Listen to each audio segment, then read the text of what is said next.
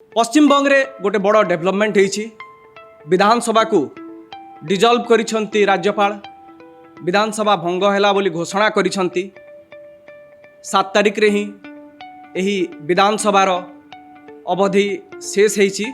आ या परे विधिबद्ध भावे राज्यपाल एने की घोषणा करिसंती। एभली अवस्था रे सरकार रो कार्यकाल मध्य स्वतःप्रवृत्त भावे सरी जाउछि। बाय डिफॉल्ट सेमानकर जो पोजिशन मुख्यमंत्री आरंभ करी अन्य मंत्री विधायक जी थिले सेमानकर पदवीर अवधि सरी जाउछि।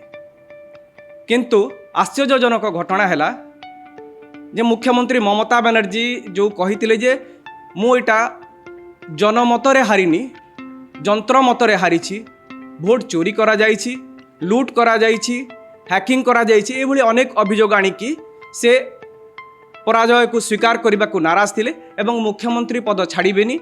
परवर्ती प्रेस कॉन्फ्रेंस रे यह घोषणा करबा परे परवर्ती अवस्था से यह मध्य करथिले जे मते विदा कर, मो आड़ू पद छाड़बेनी। किंतु सांविधानिक विधि व्यवस्था रे जेतेबेले राज्यपाल घोषणा करुछंती जे विधानसभा डिजल्व होईछि, एभली अवस्था रे तांकर से क्लेम रो से दाबी रो जे मु मुख्यमंत्री बोली जो कहउछंती तार कोनोसी प्रासंगिकता नाही।